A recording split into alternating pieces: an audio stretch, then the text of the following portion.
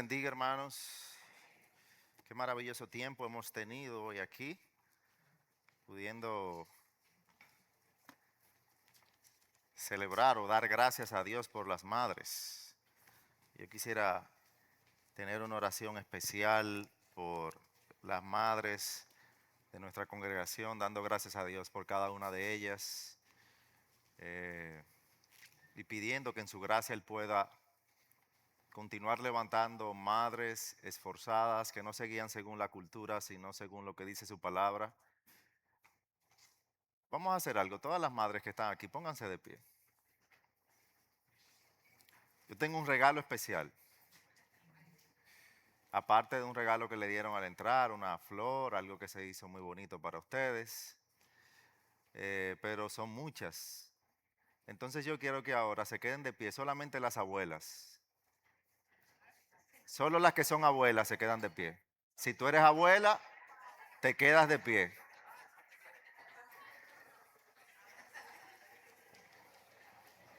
Entonces ahora yo quiero que se queden de pie solo las bisabuelas.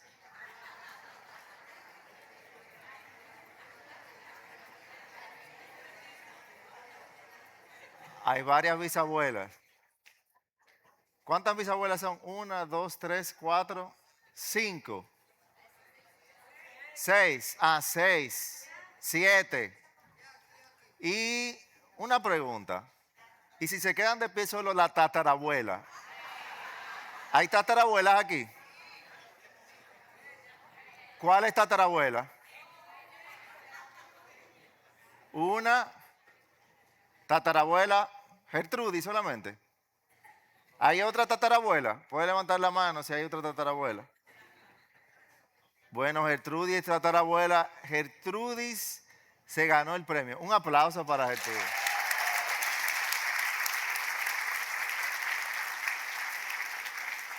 Gertrudis, al terminar el servicio, le vamos a entregar un premio especial.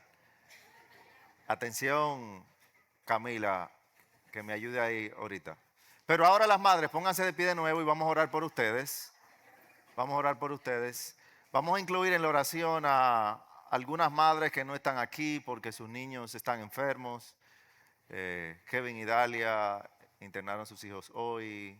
Amelia también me dijo que sus niños tuvieron que llevarlo al doctor. Y también a la hermana Debbie me informaron que estaba un poco, le subió la presión o le bajó la presión aquí durante el servicio y la tuvieron que llevar al doctor. Así que oremos por ustedes y por ellas. Padre, hoy te alabamos, Señor. Hoy celebramos en nuestro país el Día de las Madres y te alabamos, Señor, por las madres que tú has enviado a nuestra congregación, Señor. Siempre suplicándote, oh Dios, que tú puedas, dándote gracias por ellas, Señor. Alabándote por tu obra en ellas y a través de ellas y suplicándote que tú puedas continuar formando mujeres rendidas a ti, Señor, que vean su labor de crianza como una labor con significado eterno, que tú puedas darle sabiduría a aquella que la necesita, tú puedas darle, Señor, fortaleza a aquella que se siente débil, tú puedas alentar el corazón desalentado, Señor, que en medio de una labor tan importante ellos puedan verte a ti, Señor, como la fuente de todo lo que necesitan, Señor. Oramos también, Padre, por aquellas que no están aquí, por alguna situación de salud. Te oramos por Debbie, Padre, que tú puedas obrar ahora en su visita al doctor, por Dalia y sus niños, Señor, también por Amelia, suplicándote, oh Dios, que tú estés con ellos, Señor, y les fortalezcas. Oramos en el nombre de Jesús. Amén. Se pueden sentar. Hoy continuamos con nuestra serie en el libro de Lucas, en el Evangelio según Lucas, y te invito a que vayas al capítulo 18. Vamos a estar viendo hoy los versículos 15 al 17. Llegamos a una parte muy importante de este capítulo. El Señor nos estaba enseñando a través de este capítulo 18 sobre el reino de Dios y específicamente sobre nuestra necesidad de venir delante de Él humillados en dependencia a Él. Él nos ha mostrado a través de la viuda humilde, necesitada, que venía ante el juez injusto, suplicando. También vimos la última vez esa parábola muy conocida del fariseo y el publicano, o el fariseo y el recaudador de impuestos. Y ambas parábolas lo que han buscado hacer es hacernos ver nuestra necesidad de dependencia. Aunque pensamos que somos autosuficientes, muchas veces nosotros necesitamos la gracia de Dios porque no somos autosuficientes. Y la parábola o la historia que se nos narra hoy cuando vienen estos niños son traídos delante de Jesús va a enfatizar exactamente sobre eso que hemos venido hablando, nuestra necesidad de quebrantarnos, de humillarnos delante de Dios y depender en Él para todo. Así que leemos en Lucas 18, vamos a leer los versículos 15 al versículo 17. El título del sermón de hoy es Como un niño o nada, como un niño o nada. La palabra de Dios nos dice así: traían a Jesús, aún a los niños muy pequeños, para que los tocara. Al ver esto, los discípulos los reprendían. Pero Jesús, llamándolo a su lado, dijo: dejen que los niños vengan a mí y no se lo impidan, porque de los que son como estos es el reino de Dios. Versículo 17. En verdad les digo que el que no recibe el reino de Dios como un niño, no entrará en él. Oremos. Padre, ante ti venimos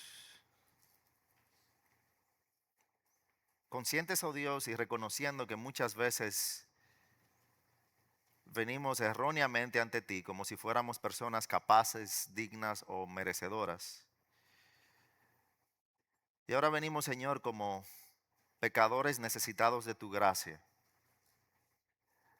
Abre nuestros ojos, Señor, por medio de tu palabra para que podamos ver nuestra verdadera condición. Derriba todo orgullo que aún habita en nosotros y enséñanos a depender más y más de Cristo, con esa confianza, dependencia como la de un niño infante con su madre. Que tu Espíritu nos muestre la gloria del Evangelio y nos lleve a descansar únicamente en la obra perfecta de tu Hijo Jesucristo. En su nombre oramos. Amén. A primera vista, este pasaje de Lucas 18, versículo 15 al versículo 17, parece ser acerca de niños y en muchas ocasiones se enseña como si se tratara de los niños, como si el centro principal que Cristo quiere enfocar es que veamos a los niños. Y sin duda alguna hay padre trayendo niños a Jesús, hay discípulos tratando de que no lleguen donde Él y hay un Salvador recibiéndolos. Pero si pensamos que este pasaje es principalmente sobre niños, perdemos el punto principal que Jesús quiere enseñar. Lucas 18, del 15 al 17, no trata principalmente acerca de niños. De hecho, trata más de adultos que de niños. Y más específicamente trata acerca de a quién puede entrar en el reino de Dios. Los niños no son el tema principal, los niños son solamente una ilustración que Jesús está utilizando, haciendo en ese momento con lo que está viviendo mientras está ministrando. El verdadero tema es la salvación. El verdadero tema es una pregunta que cada ser humano debe responder. ¿Cómo puede un pecador ser recibido ante un Dios santo? ¿Cómo puede un pecador ser recibido ante un Dios santo? todas las religiones del mundo han intentado responder esa pregunta. Algunos dicen, esfuérzate más. Algunos dicen, haz suficiente buenas obras. Otros dicen, purifícate a ti mismo. Otros dicen, demuestra tu sinceridad. Pero el Evangelio de Lucas, aquí en el capítulo 18, desde el versículo 15, Jesús nos da una respuesta completamente diferente. La respuesta de Jesús es tan sorprendente como ofensiva para el orgullo humano, porque para responder esa pregunta de cómo nosotros como pecadores podemos llegar a la presencia de un Dios santo, Jesús, fíjate que es muy curioso que Él no utiliza un profeta para ilustrar quién puede llegar al reino de Dios. Él no señala a un sacerdote, Él no señala a alguien que sería visto como ejemplar o muy respetado o muy letrado. Él señala a un bebé. Un ser humano que no puede caminar por sí solo, que no puede alimentarse por sí solo, que depende completamente en lo que sus padres hagan por él. Y Jesús toma a ese bebé y lo convierte en la imagen de alguien que puede entrar en el reino de Dios. John MacArthur, hablando sobre esto en su comentario, dice: la única persona que puede venir a Cristo es la que reconoce que no tiene nada que ofrecerle excepto su pecado. La única persona que puede venir a Cristo es la que reconoce que no tiene nada que ofrecerle excepto su pecado. Y eso, aunque suena bonito, es sumamente ofensivo para el orgullo nuestro, de nuestro corazón. Porque de una manera u otra nosotros queremos pensar que podemos hacer algo para contribuir a nuestra salvación, que nuestra experiencia, que nuestra herencia espiritual, que nuestros años en la iglesia, que nuestro servicio, que nuestro conocimiento, que nuestra disciplina cuenta. Como, ok, Él nos salva, pero yo puedo hacer algo. Y Jesús aquí nos está diciendo, el reino no pertenece a quienes tienen algo que presentar, pertenece a quienes reconocen que no tienen nada. Por eso, este pasaje no es realmente acerca de niños, es un pasaje acerca de adultos, adultos que no entienden la gracia, adultos que todavía están tratando de impresionar a Dios. Y Él está diciendo, humíllense, quebranten, por más que hagan, no pueden llegar al reino, no pueden entrar al reino si no es a través de mí. Yo quiero que veamos hoy tres verdades fundamentales acerca de cómo opera el reino de Dios, para tratar de descifrar, de profundizar en este argumento que Jesús está ofreciendo en tres versículos. La primera verdad fundamental acerca de cómo opera el reino es que el reino de Dios se abre para los que no tienen nada que ofrecer. El reino de Dios se abre para los que no tienen nada que ofrecer. Lucas comienza la narración diciéndonos que traían niños a Jesús. El verbo ahí traían está en tiempo imperfecto, lo que indica una acción continua. No fue que pasó una vez, no fue que sucedió solamente en esta ocasión, era que continuamente padres venían trayendo sus niños delante de Jesús. Y nota algo importante.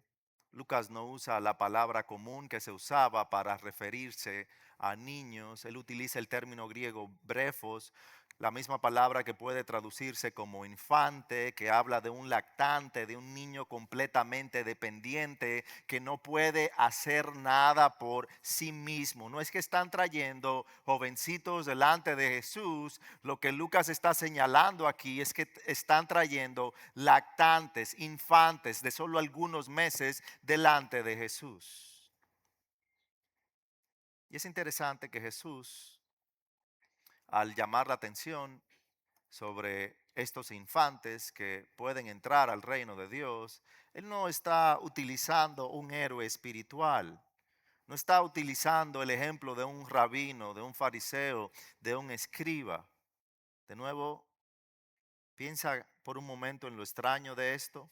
Si la lógica humana hubiese escrito este pasaje, nosotros hubiésemos tal vez escogido a alguien impresionante, un hombre disciplinado, un hombre influyente, un gigante espiritual, un experto en la ley. Pero Jesús quiere que centremos nuestra mirada hacia las personas menos impresionantes de toda la multitud que les rodea, hacia personas que no tienen absolutamente nada que mostrar, nada que dar, hacia estos infantes que no conocían la ley, que no tenían una trayectoria espiritual, que no tenían conocimiento teológico, que no tenían méritos propios. Simplemente estos bebés están ahí dependientes, necesitados, incapaces.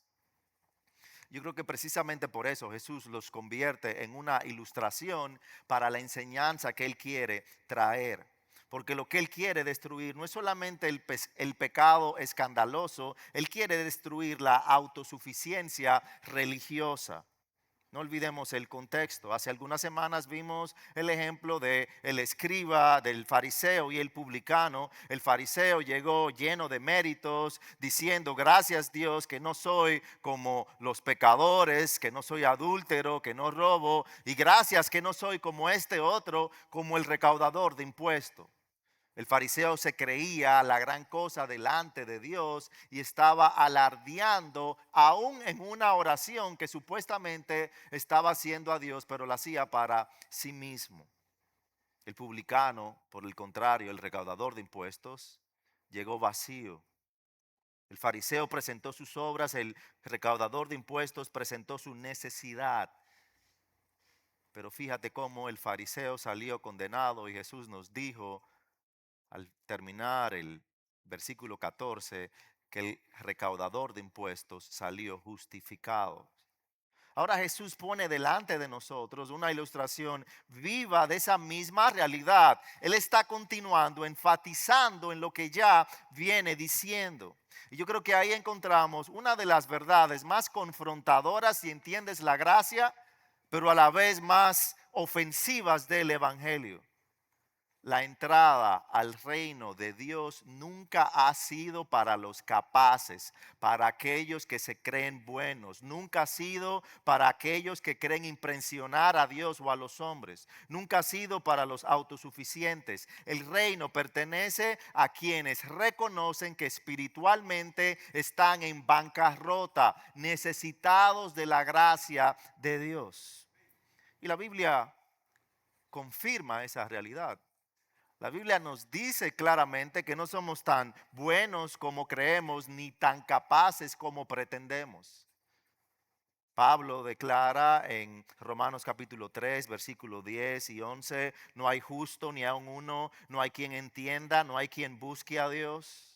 Unos versículos más adelante en Romanos 3, 23, él dice: por cuanto todos pecaron y no alcanzan la gloria de Dios. No somos tan buenos como creemos, ni tan capaces como pretendemos. Y es por eso que el problema del hombre no es que necesita simplemente una mejoría. El problema del hombre es que está radicalmente separado de Dios e incapaz de llegar a Dios por sí mismo.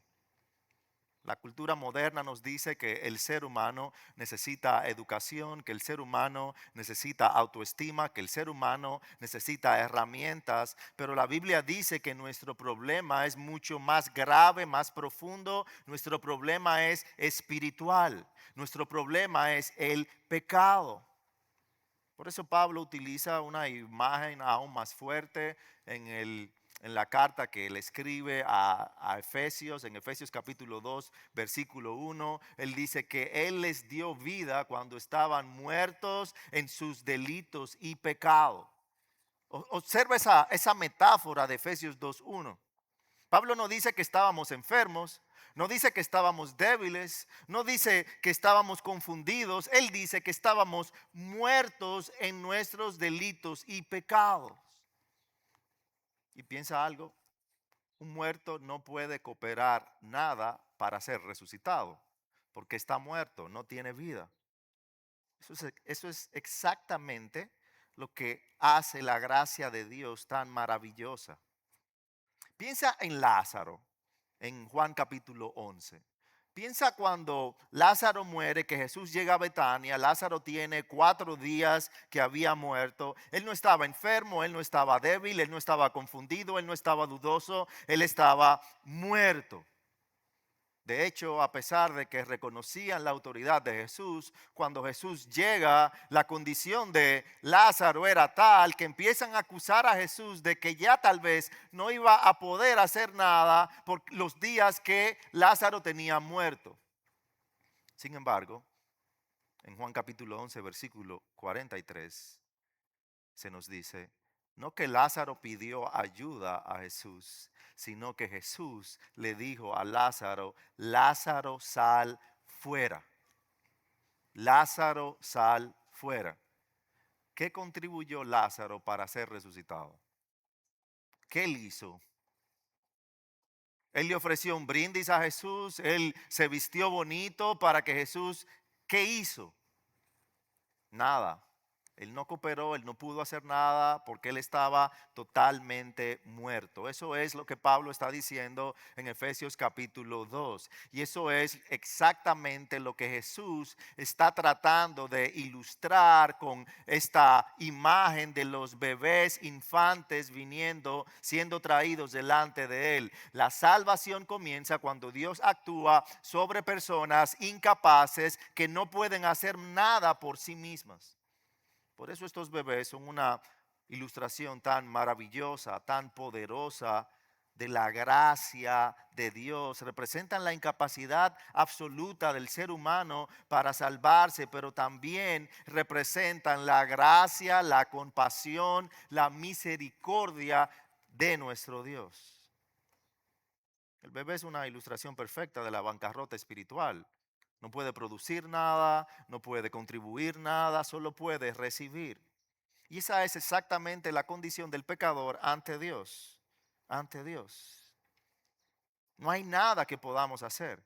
El Evangelio lo deja muy claro, tanto en el Antiguo como en el Nuevo Testamento. Aunque nos digan, esfuérzate más, haz más por ti mismo, no podemos hacer nada. De hecho, en Isaías capítulo 64, versículo 6, dice, todos nosotros somos como el inmundo y como un trapo de inmundicia todas nuestras buenas obras. Incluso nuestras mejores obras están contaminadas por el pecado. Por lo tanto, ¿qué necesitamos? No necesitamos un mejor currículum, necesitamos una justicia que venga fuera de nosotros.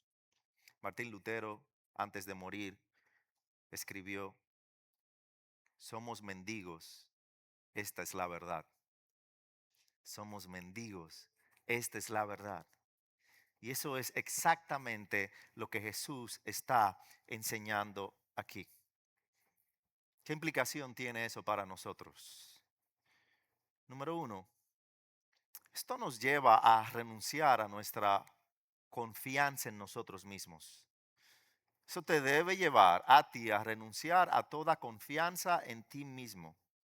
Quizás has estado cerca de la iglesia por varios años, quizás conoces doctrina, sabes teología, escuchas algunos sermones, tienes una reputación cristiana respetable, pero la pregunta de Jesús no es cuánto has acumulado espiritualmente. La pregunta de Jesús aquí es en qué estás confiando para ser aceptado delante de Dios. ¿En el tiempo que tienes en la iglesia? Si en el fondo de tu corazón todavía piensas que Dios te recibe por tus propios méritos, estás equivocado. Nadie entra al reino por sus méritos propios, ni por su desempeño. Entramos únicamente porque Cristo hizo por nosotros lo que jamás podríamos hacer nosotros mismos. La puerta del reino es demasiado baja para que alguien entre de pie por sus propios méritos. Segundo, como implicación aquí de este primer punto. Por lo tanto, ¿qué debo hacer? Venir a Cristo con mis manos vacías. Muchos no vienen a Cristo porque creen que primero deben volverse buenas personas. tengo cosas que arreglar, yo debo venir con un récord limpio, con un papel de buena conducta cuando llegue a la iglesia. Eso es totalmente un error. Él dijo que él vino a buscar, ¿quiénes? Aquellos que se han perdido, enfermos, necesitados de él. Si hoy te sientes indigno, fracasado, débil, consciente de tu necesidad y de tu pecado, esa es la mejor condición con la que puedes venir delante de Jesús. No cuando creas que eres bueno, cuando creas que te volviste lo bueno suficiente para llegar a Dios, porque nunca va a ser así. Es como te sientes ahora, pecador, necesitado. Dios no salva a quienes se creen suficientes, salva a quienes saben que no lo son. Estamos viendo tres verdades fundamentales acerca de cómo opera el reino de Dios. La primera, que el reino de Dios se abre para los que no tienen nada que ofrecer. La segunda es que confronta el orgullo religioso que le estorba a otros. Confronta el orgullo religioso que le estorba a otros. La segunda parte aquí del versículo 15 es honestamente indignante y sorprendente. Los padres traen a los bebés a Jesús. Uno pensaría que los discípulos van a ayudar para que los padres puedan llegar con sus bebés delante de Jesús. Pero fíjate, ¿quiénes le bloquean el acceso a Cristo? No son los escribas, no son los fariseos, no son los lejanos a Jesús, son sus mismos discípulos. Los hombres más cercanos físicamente a Jesús, los que llevaban 3 años comiendo con Él, escuchando sus enseñanzas, viendo sus milagros. Es perfectamente posible estar cerca de Jesús y a kilómetros de distancia en la sensibilidad espiritual. Es muy fácil estar cerca de Jesús físicamente, pero a kilómetros de distancia en cuanto a la sensibilidad espiritual. Es posible ser un líder en la iglesia, un servidor ejemplar, una madre súper activa en la iglesia y aún así representar terriblemente el corazón del Salvador. El texto dice que los discípulos los reprendían. En el griego ahí es epitemao. Habla de una censura violenta, una represión dura. Y no era algo solamente de esa vez, sino que el verbo señala a que era algo continuo. Ellos bloqueaban la llegada de infantes a Jesús. Regañaban a los padres, tal vez diciéndoles, no molesten al maestro. Estaban deteniendo personas que se veían en necesidad y querían llegar a Jesús. Ellos tal vez creían que estaban protegiendo al el ministerio de Jesús, que estaban cuidando, guardando el ministerio de Jesús, pero realmente estaban saboteando la misión de Jesús. Tal vez con buena intención, pero estaban haciendo lo incorrecto. Esa es la lógica de la eficiencia sin compasión. ¿Por qué lo hicieron? ¿Por qué hacían esto? Porque seguían pensando con las categorías de importancia terrenales. En sus cabezas yo entiendo que la lógica era esta. Ellos tal vez pensaban que Jesús estaba ocupado, que él tenía una multitud para pastorear y que estos niños indefensos iban a estorbar el ministerio de Jesús. Yo creo que eso es alarmante, porque eso de nuevo es una muestra de la eficiencia ministerial sin compasión. Está disfrazada de celo doctrinal sin ternura, de orden sin misericordia. ¿Qué ellos no estaban viendo? ¿Qué no estaban viendo los discípulos cuando estaban haciendo eso? No estaban rechazando a criminales, estaban rechazando a niños. Esto nos obliga a hacernos una pregunta. ¿Hay manera de que nuestra propia vida, de que nuestra familia, de que nuestra iglesia le haga más difícil a los débiles llegar a Cristo. Puede que en nombre de la eficacia ministerial, del orden, estemos nosotros evitando, bloqueando el acceso a aquellos que tal vez vienen necesitados delante de Jesús. ¿Cómo les estorbamos el camino? Fíjate que en medio de esto que está pasando, Jesús ve lo que ellos están haciendo aquí. Y Jesús aquí en el versículo 16 los llama a un lado. ¿A quiénes? A sus discípulos. Marcos en su narración, en Marcos capítulo 10, versículo 14, dice que Jesús se indignó, él se molestó en gran manera y los llama aparte a los discípulos. Y él interviene. ¿Por qué? Porque los discípulos estaban actuando sin compasión. ¿Qué les dice? Dejen que los niños vengan a mí. Les da dos mandatos, uno positivo y uno negativo. Dejen que los niños vengan a mí y no se lo impidan. Él aquí señala dos suposiciones equivocadas de los discípulos y ordena enfáticamente que permitan que los niños vengan ahí. ¿Por qué? Él les da la razón. Porque de los que son como estos, de los que son como los niños, es el reino de Dios. Ese es el corazón del pasaje. Esa es la enseñanza principal que Jesús quiere enseñar. Jesús no dice simplemente sean amables con los niños. Él dice el reino de Dios le pertenece a los que son como estos. Y la palabra como estos ahí es crucial. No se limita específicamente a esos niños, apunta a la categoría que ellos representan. Jesús no usa una palabra aquí que significaría simplemente estos, sino una expresión que apunta a la condición de esos infantes. ¿Cuál condición? La condición de dependencia, la condición de necesidad, la condición de ausencia de mérito, de necesidad absoluta.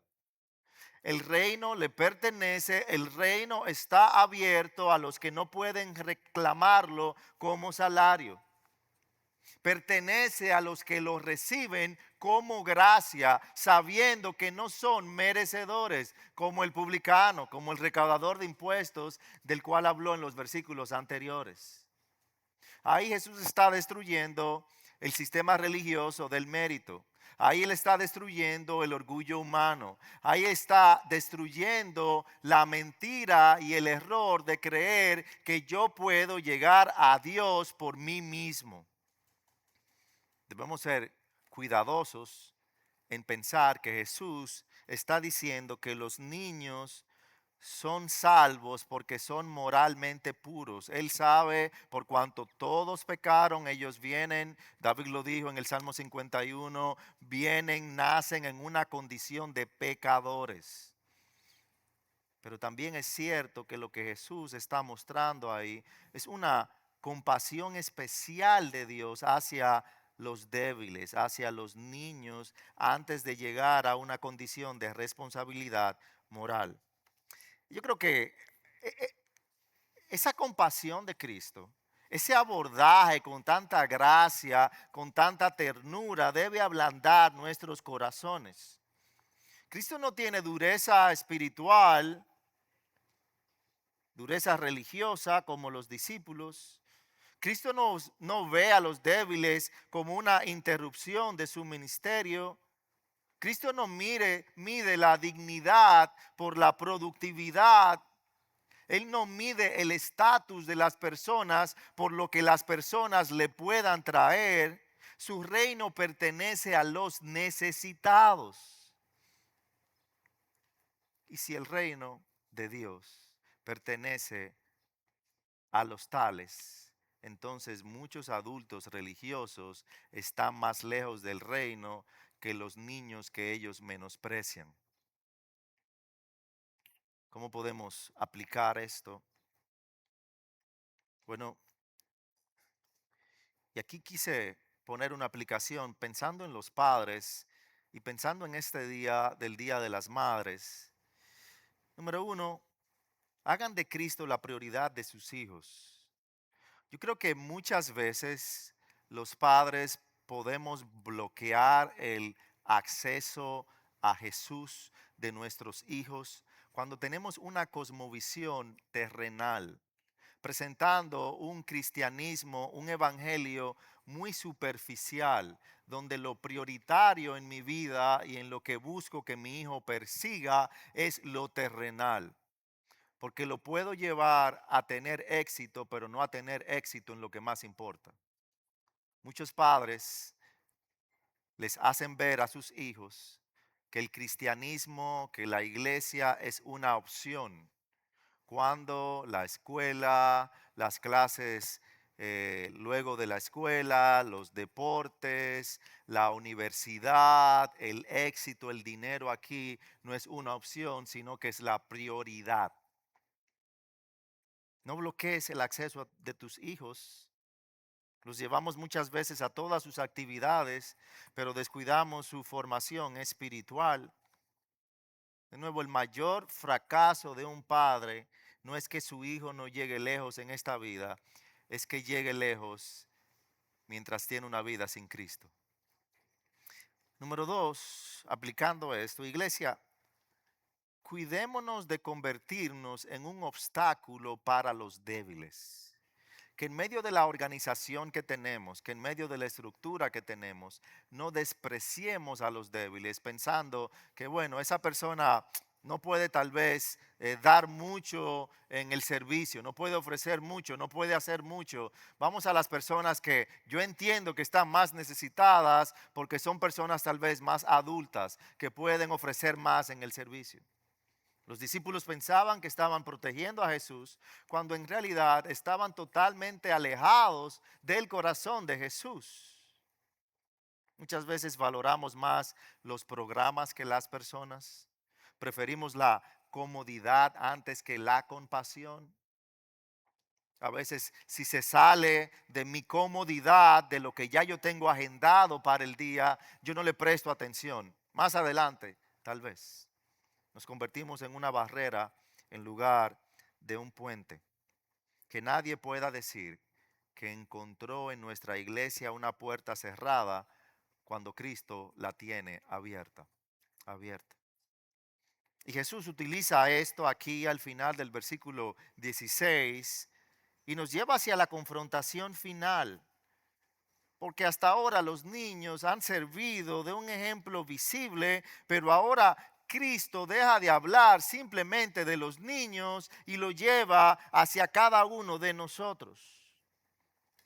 Porque el verdadero problema no era simplemente que los discípulos estaban alejando a los niños de Jesús. El problema más profundo era que los que estaban escuchando a Jesús, que estaban viendo esta escena, no entendían que espiritualmente eran mucho más parecidos a esos niños de los que estaban, de lo que estaban dispuestos a admitir. Eso nos lleva a una tercera verdad fundamental acerca de cómo opera el reino. Primero, el reino se abre para los que no tienen nada que ofrecer. Número dos, el reino de Dios confronta el orgullo religioso que le estorba a otros. Número tres, el reino de Dios solo puede ser recibido, nunca conquistado. El reino de Dios solo puede ser recibido, nunca conquistado. Versículo 17, en verdad les digo que el que no recibe el reino de Dios como un niño no entrará en él. Ahora él toma control de la escena. Él va a dar la conclusión, la aplicación, el llamado final, y él convierte la escena en una advertencia universal y eterna. Él comienza diciendo, en verdad les digo, una fórmula que él utiliza cuando quiere poner el freno, cuando quiere llamar la atención, cuando quiere decir, escucha esto. Yo quiero que te lleves esta verdad. ¿Cuál es la verdad? Es demoledor lo que él dice. El que no recibe el reino de Dios como un niño no entrará en él. Nota bien la rigidez en las palabras que Jesús está diciendo. No dice que el que no recibe el reino de Dios como un niño tendrá un poco de dificultad para entrar. No dice que entrará, pero con menos recompensas. Dice de forma categórica, no entrará, no tendrá acceso. Eso significa que lo que estamos viendo hoy no es una instrucción, una enseñanza opcional. No es un pasaje decorativo para poner un día que celebramos a los niños o el Día de las Madres. Es una advertencia eterna dirigida directamente a los adultos orgullosos. La palabra clave aquí es recibe, recibe. El reino no se fabrica en un culto, en un servicio, en una reunión. No se compra con ofrendas o con indulgencias o con generosidad. No se hereda automáticamente porque mi abuela era cristiana, porque mis padres son cristianos.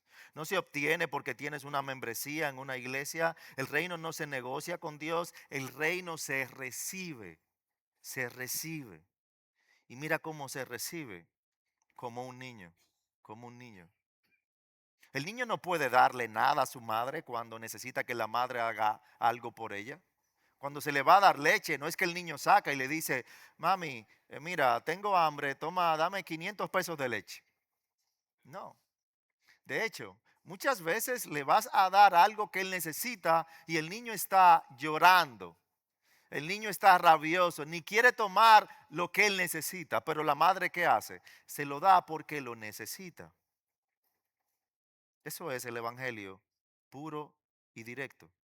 Si miramos de nuevo el contexto de Lucas 18, vemos tres posturas humanas que nos chocan de frente. La viuda necesitada, vemos el fariseo que viene lleno de sí mismo, vemos el publicano que viene roto por su pecado. Y ahora esta cuarta, el bebé que viene vacío, cargado en los brazos. ¿Recuerdas la primera palabra con la que Lucas inicia esta narración? Diciendo que traían a los niños infantes a Jesús. Ellos no venían, los padres lo traían. El bebé aquí no dice nada, no tiene teología, no tiene palabras, no tiene obras, solo se deja llevar y recibe. Y Jesús mira la escena y pregunta, ¿saben qué? Así, exactamente así se entra en mi reino. No los que quieren, no los que entienden que pueden entrar, los que reciben el Evangelio. ¿Qué aplicación entonces esto nos deja? Deja de intentar de impresionar a Dios y comienza a depender de Cristo. No bases tu relación con Dios en cosas que hacer. Básalo en quien tú eres para Cristo. Y que ese ser y estar en Cristo sea lo que te haga hacer para Él, no lo contrario. Quizás llevas años en la iglesia, quizás conoces la Biblia, sirves en algún ministerio, das ofrenda, tienes una reputación que entiendes que es respetable. Pero la pregunta que este texto, que esta historia nos deja, no es cuánto sabes o cuánto has hecho, es lo has recibido como un niño. Estás consciente de tu insuficiencia, de tu necesidad de dependencia y de la suficiencia de Cristo para darte lo que tú no puedes conseguir. Estás consciente que Él no está obligado, que tú no te lo has merecido, que Él lo hace por gracia y solo por gracia. Muchos intentan relacionarse con Dios como el fariseo de los versículos anteriores. Vienen a la iglesia, vienen al templo, presentan su esfuerzo, presentan su disciplina, su desempeño espiritual, viven tratando de demostrar a Dios que merecen ser aceptados. Pero Jesús dice que el reino no se conquista, sino que el reino se recibe. No entras porque has hecho suficiente, no entras porque has cambiado suficiente, no entras porque has servido suficiente. Entras cuando abandonas tu autoconfianza y reconoces la gracia, la misericordia de Cristo dándote algo que no mereces. Por eso la pregunta más importante que puedes hacerte esta mañana no es cuánto he hecho para Dios. La pregunta más importante que debes hacerte esta mañana es, ¿estoy confiado en lo que yo he hecho o en lo que Cristo hizo por mí? Esa es la base de mi adoración a Dios, de mi relación con Dios. No lo que yo he hecho, sino lo que ya Él ha hecho por mí. Sus méritos, su obra. Porque el reino está cerrado para los que vienen con méritos, pero permanece abierto para los que vienen con las manos vacías. Tienes que descender de tu autosuficiencia, de tu religiosidad dominguera, de tu necesidad obsesiva de tener el control y de presentarte ante los hombres como alguien respetable. Cristo no te está llamando hoy a que limpies un poquito más tu imagen. Él te dice, ven tal como eres, con las manos vacías, así ven delante de mí, reconociendo tu necesidad y clama porque yo te doy salvación y vida eterna. No vengas como alguien que tiene que negociar un contrato. Si me das esto, Dios, entonces yo voy a obrar. Si haces esto, que es una manera muy necia de venir delante de Dios. Yo sé que muchas veces lo hacemos con una buena intención, pero eso es totalmente errado. Con Dios no se negocia. No es bueno, Dios. Si sanas a mi mamá, yo me voy a convertir. Si logras que yo obtenga este trabajo, yo me voy a convertir. No, eso es necio, eso es totalmente absurdo en la lógica de Dios y en el mensaje bíblico, por lo tanto. Ven tal como estás. Independientemente de lo que hagas, Señor, yo vengo delante de ti, necesitado, clamando por tu gracia, clamando por tu misericordia, porque yo confío en lo que tu palabra dice, en lo que Cristo hizo por mí y en que eso es suficiente. Cierro citando una frase muy apropiada del pastor británico Spurgeon, quien dijo lo siguiente: si alguna vez pensamos que tenemos algo de qué gloriarnos delante de Dios, todavía no hemos aprendido la primera letra del Evangelio. Si alguna vez pensamos que tenemos algo de qué gloriarnos delante de Dios, todavía no hemos aprendido la primera letra del Evangelio. Tomemos unos minutos ahí donde estamos para que podamos reflexionar en la palabra que ha sido predicada.